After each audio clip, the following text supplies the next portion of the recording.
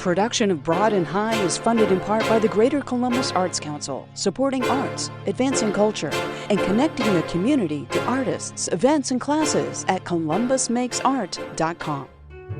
PNC, committed to Central Ohio, for the achiever in you. From these contributing sponsors and viewers like you, thank you.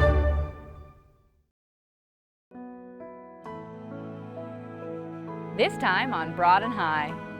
It's the debut of Kate's Quick Bites. I'll show you how to whip up some simple, tasty treats using common pantry staples. Some local poets did not throw away their shot to see Hamilton. My name sits at the corner of Prejudice Street and Black Makes the Difference Avenue. And we're bringing you the rock and soul vibe of the Floorwalkers. This and more right now on Broad and High.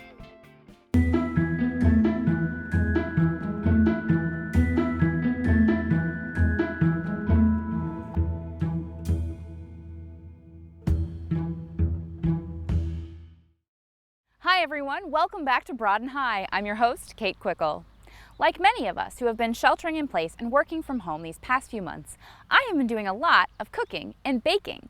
So we thought this might be a great time to bring you some of my favorite recipes, and I think they're pretty easy and they take advantage of some common pantry ingredients.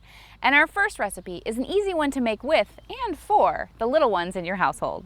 And I can safely guarantee that this sweet treat will be a hit. So head to your kitchen and follow along. Can you use a bigger cutting board and a bigger knife? Like, how long are you going to show the nuts being chopped? 2 seconds. On today's edition of Kate's Quick Bites, we're going to make a sweet and salty treat from my childhood. That's one of my favorite things. It's called Mystery Brickle, and that's pretty intriguing. You might be wondering, what is brickle and what makes it a mystery? This is basically a candy. It's kind of like a toffee, and the secret, the thing that makes it a mystery, the base is saltine crackers. So we're gonna make Mystery Brickle. For this recipe, you will need about 48 saltine crackers, enough to line a sheet pan. You'll need 2 sticks of unsalted butter, 1 cup of light brown sugar, about 12 to 18 ounces of semi-sweet chocolate chips, 1 cup of chopped nuts, pecans or walnuts, a little bit of flaky sea salt. To start, you want to preheat your oven to 350 degrees, then take a large rimmed baking sheet and wrap it with tin foil.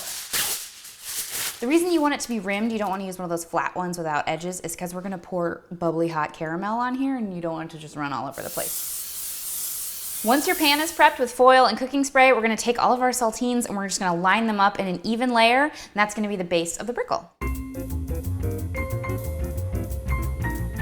When you get to the edge of your pan and you can't fit a whole cracker there, I just sort of break each saltine in half and then just kind of line them up there to fill in those gaps. So you can use broken crackers for that, and then you're all ready to go.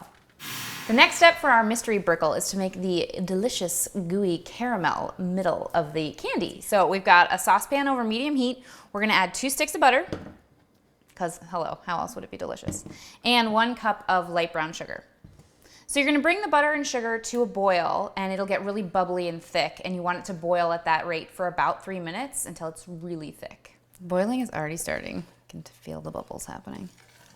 So the butter and the sugar have melted. It's come to a pretty rapid boil. Now I'm letting it boil for about 3 minutes. It's really bubbly and you can see it kind of get foamy and thick. That's exactly what you want to happen. We're gonna take this magical bubbling goodness and pour it in an even layer over our crackers. And while it's still really hot, we're gonna spread it around just so it coats all the crackers pretty evenly. So our caramel mixture is evenly spread out. Now we're gonna pop it in the oven for about 5 minutes until the mixture boils again and the crackers kind of float. All right, we're gonna take the pan out of the oven because the crackers are floating. The mixture has boiled again. Now we're gonna add chocolate chips all over. Back in the oven for about a minute so the chocolate chips can soften and we can spread them around. All right, so they've come out of the oven. The chocolate chips have melted. You can see how soft they are. They're just gonna take a simple spread and they're gonna spread all over the crackers. This is gonna be your chocolatey topping. I like to use an offset spatula. It's really helpful for spreading stuff like this, but you could use a knife or any kind of spatula you have. All right, so we've got our smoothed out top.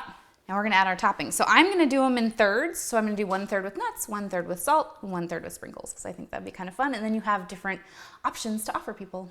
So I'm gonna add some chopped pecans on this section. I'm gonna do flaky sea salt right in the middle for the salty sweet section. And then just to get a little colorful and crazy, I'm gonna do sprinkles for the third section, because I think that's kind of fun. And now you've got a dessert basically 3 ways, which is handy.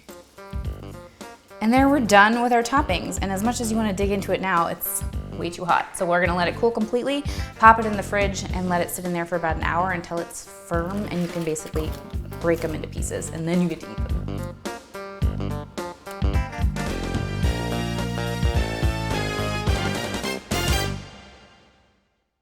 Tell us the toppings you used by uploading your photos and using the hashtag Kate's Quick Bites on Twitter and Instagram. And if you want to print, share, or bookmark the recipe for Mystery Brickle, you can find it online at wosu.org/Kate's Quick Bites. This week, Hamilton the movie, featuring the original Broadway cast, is going to be available to stream. Back in 2019, which somehow seems like forever ago, the wildly popular musical finally came to Columbus. We thought it might be a good time to revisit our story on a community poetry slam that happened around that time, and which took advantage of some of the themes found in the musical, which feel remarkably relevant right now. I'm past patiently waiting, I'm passionately smashing every expectation, every action's an act of creation. I'm laughing in the face of casualties and sorrow. For the first time, I'm thinking past tomorrow. Hamilton is a unique musical because it incorporates elements of hip hop and rap and R&B. You know, it's a blockbuster show, and a lot of people really want to engage with that show. And so what we did is we decided to create a series of spoken word workshops in which participants, and it's open to anyone of all ages, could come in and they could learn about the art of spoken word poetry. And knock knees and trip up in the double Dutch swing, a starch pinafore, a peppermint, and a sour pickle. So we have actually had participants ages 7 to age 78. And we've had people who have never written a poem and don't maybe even know, much about poetry at all the way up through people that are pretty advanced. So I have an amazing partner in crime in Barbara Fant, and we kind of split up the room by like who's never wrote a poem before or who's wrote a few poems before, kind of knows what they're doing in there. And so we want to make sure we're at people's skill level as best we can, and then we try to challenge them a little bit. Anybody can do it. Like, it's something that anybody can do. So if you feel like you can't write a poem, we're here to show you that you can. And so I love it when people come in and they say they don't know anything really about poetry, or they don't think that they can write, and we're able to pull something out of them and show them that they do have a story to tell. The series of 4 workshops will culminate in the opportunity for our workshop participants to compete in a poetry slam event. I want y'all to give it up for the host of this slam tonight, Mr. William Evans. So a poetry slam it's almost a dirty word, but it is a competition where we actually have judges that will assign scores to poems, right? So it is just like a poetry reading, except it is more structured in this person comes up, reads a poem, judges score them on that, and they're going to score other people on the slam as well. Right now, start putting your hands together. Put your hands together. Put your hands together for Jeremiah! It's exciting, it's energizing. A lot of times people think about poetry and they think it's just this quiet little space, and slam is not like that at all. So this is my life-changing opportunity, right? The place where I can change my ways and not save face to the fakes that categorize my race and the skin color of my face, but one day I'll say, dang, I got it made. In order to compete, you have to write around 3 different themes. So one is being an agent of change, another one is overcoming obstacles, and another one is leaving a legacy. And so it's a really nice way to meld the themes of Hamilton and use that as a platform for people to tell their own stories. They say reach for the stars. I say you better strive higher. And we have 2 categories, youth and adult. And the 2 category winners will win 2 tickets to Hamilton on February 6th. There's a lot of excitement. It's a hot ticket item. As we all know, it's a prize worth competing for. Let love rearrange our matter until hate is something unfathomed. All we've been is love. His life had value at birth. You haven't proven your worth yet. And we're going to score you basically on the written aspect of your work and the performance aspect of your work. And for this slam in particular, there's going to be a weight on how much they adhere to the themes that are exemplified in Hamilton. Put those up. 1, 2, 3. Please put your scores up. Well, I've always had an interest in theater and music, so I was like, if I can get tickets to Hamilton for free, entering as soon as I can, so yeah. Stop putting your hands together. Put your hands together for Play-On!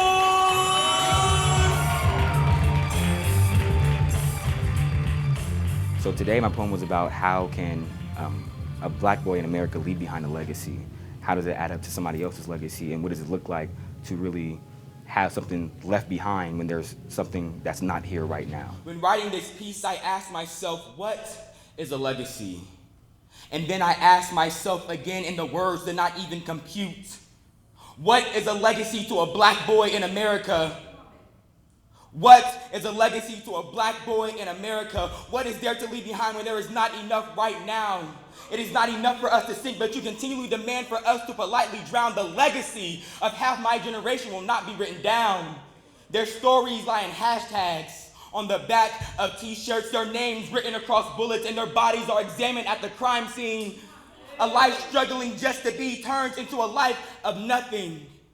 When will the world see that I am more than just my skin?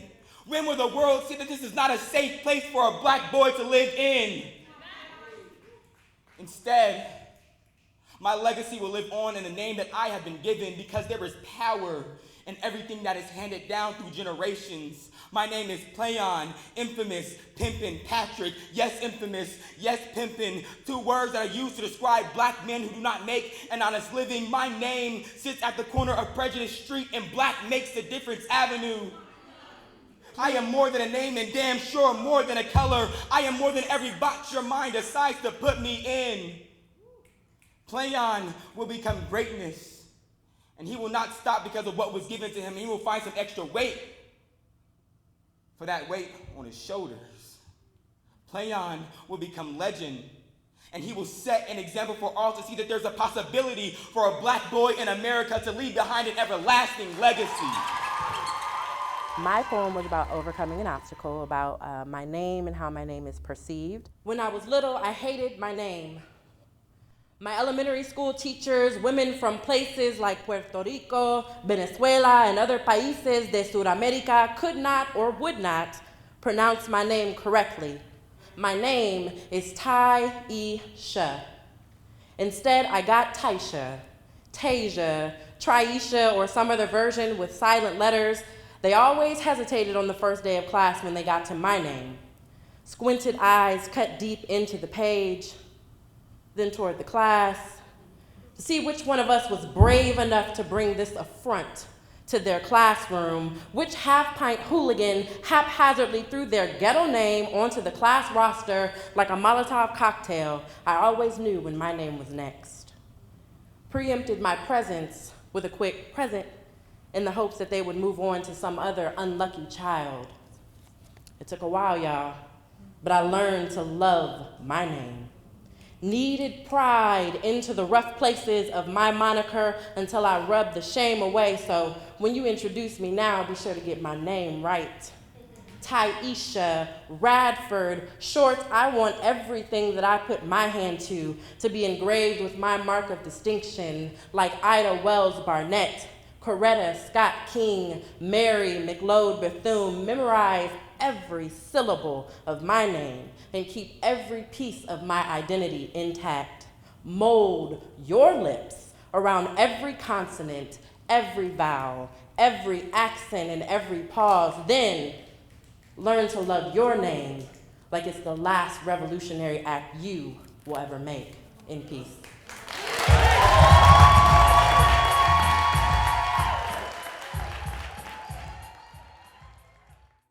Even though school is out for the summer, the creators of Hamilton still want to encourage young people to research figures and events from American history.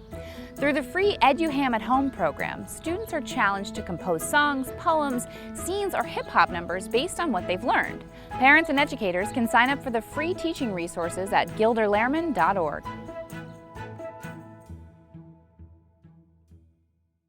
Today I'm in Westgate Park in the Hilltop. It's where the Summer Jam West Arts and Music Festival is held every July. But unfortunately, like most other large summer gatherings, it too has been canceled due to the coronavirus pandemic. The installation of public art on the west side is a big part of this annual celebration, like the fantastic Food Garden mural, which was created in 2016 by Columbus artist Danielle Poling. It continues to be a colorful crowd pleaser in the park and a popular selfie spot. Here's its origin story. This is day 3 of the drawing process, and I imagine I have about one more day of this.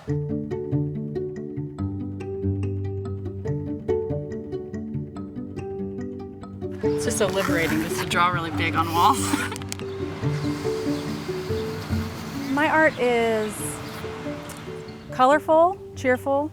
I'm hoping to bring some light and love and good feelings to otherwise ordinary places. We're in Westgate Park. Westgate Park is a 47-acre park. It is the largest park in the city, and it's in the Westgate neighborhood on the greater Hilltop area of Columbus, on the west side. We're standing right now on the west-facing wall of the racquetball court in the park, right in front of Danielle Poling's fantastic food garden.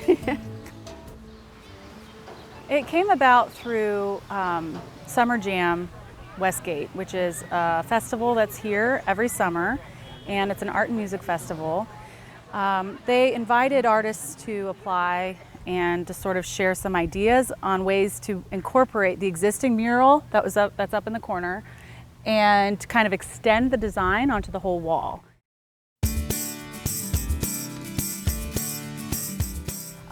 And the theme that they chose for the year was the Fantastic Food Garden. The wall was just 80 feet of gray cement, and it was tagged all the time. So this year we're promoting community gardens and healthy eating, backyard gardening, and of course your pollinators that you need to keep it all going. So there's honeybees and monarchs. Also there's a little bird in there that is under the sunflower. There was a Hungarian partridge that took up residence in Westgate Park, and so when I was painting the design, I just was looking at it walking around. It looks like a chicken or something. And so I thought, wow, I'm gonna put him or her in the mural.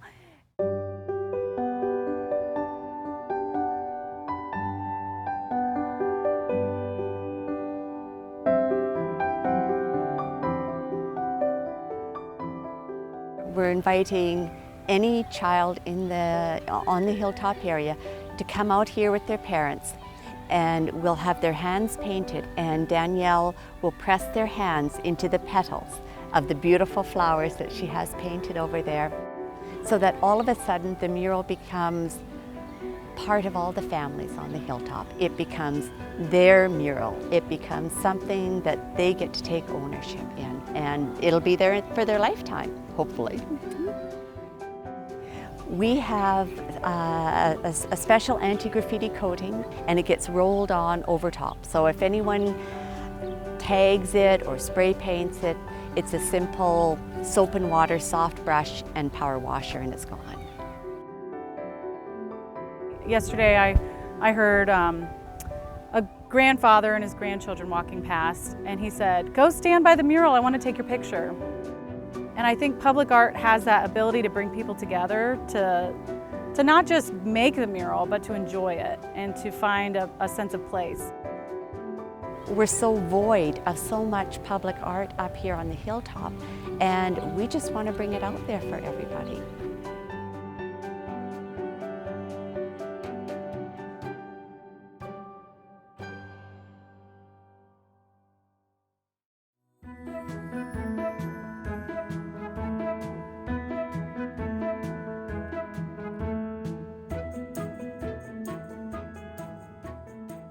Our local music series continues this week with a performance by the Floorwalkers. They describe their sound as rock and soul, and they paid a visit to the WOSU studio just before we all went into quarantine. We're excited to finally be able to share their music with you. Nothing to Lose is a dance tune that references 70s horn bands like the OJs and Earth, Wind & Fire. So if you need a small reason to leave your worries behind and get up and dance, don't let us stop you.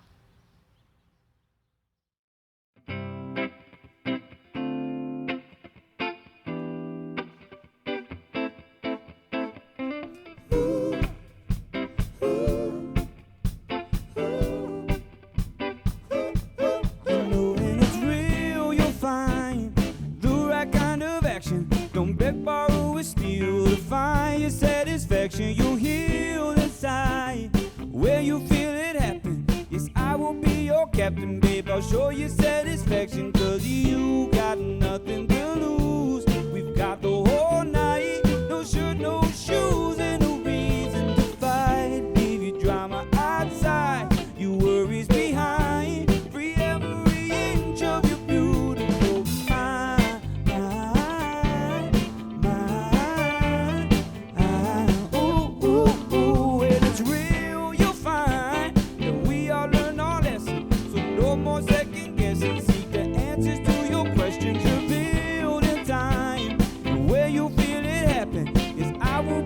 Captain, babe, I'll show you satisfaction, 'cause you got nothing to lose. We've got the whole night. No shirt, no shoes, and no reason to fight. Leave your drama outside, your worries behind. Free every inch of your beautiful mind.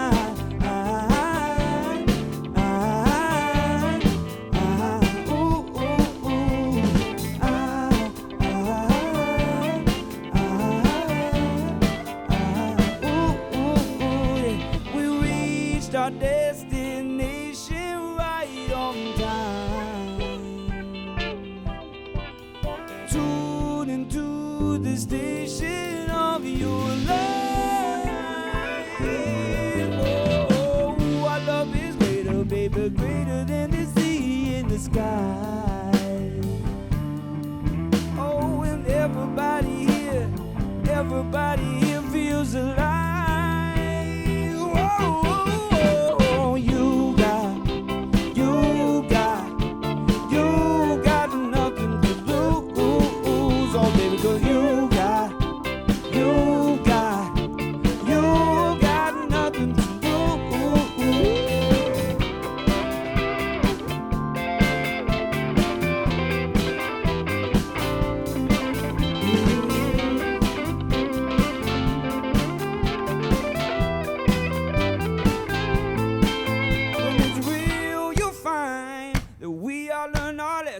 So no more second guessing, seek the answers to your questions revealed in time. Where you see it happen, yes, I will be your captain, babe. I'll show you satisfaction, 'cause you got nothing to lose. We've got the whole night. No shirt, no shoes, and no reason to fight. Leave your drama outside, your worries behind. Free every inch of your beautiful mind.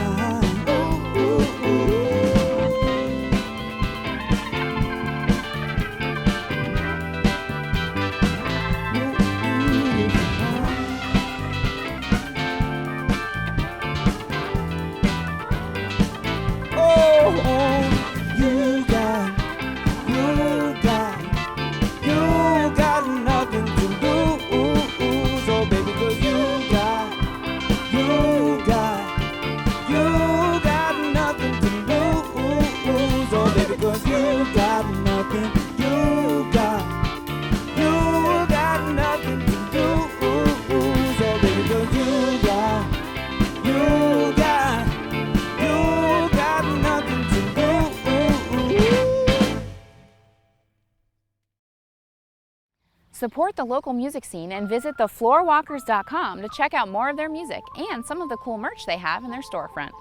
Remember, you can find all of our stories you might have missed at WOSU.org, as well as on our free WOSU Public Media mobile app. And be sure to give us a follow on Facebook, Twitter, and Instagram. We're closing out the show today with more music by the Floorwalkers. For all of us here at WOSU, I'm Kate Quickle. Thanks for watching. We'll see you back here next week with more great stories of Columbus creativity.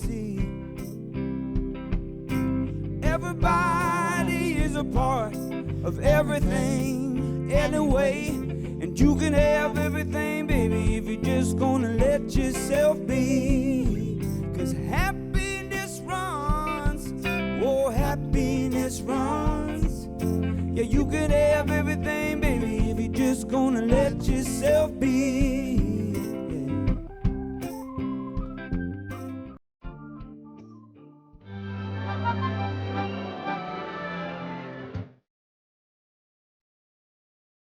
Lisa McClimate, Mixed Media. My works are focused on conveying love, truth, and patience.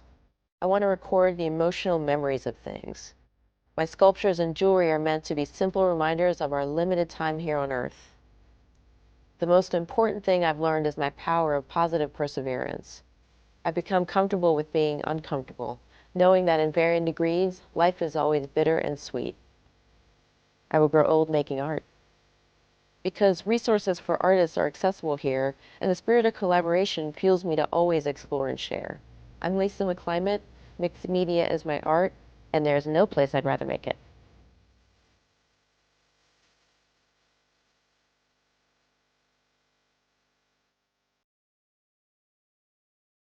Production of Broad and High is funded in part by the Greater Columbus Arts Council, supporting arts, advancing culture, and connecting the community to artists, events, and classes at columbusmakesart.com. PNC, committed to Central Ohio, for the achiever in you. From these contributing sponsors and viewers like you, thank you.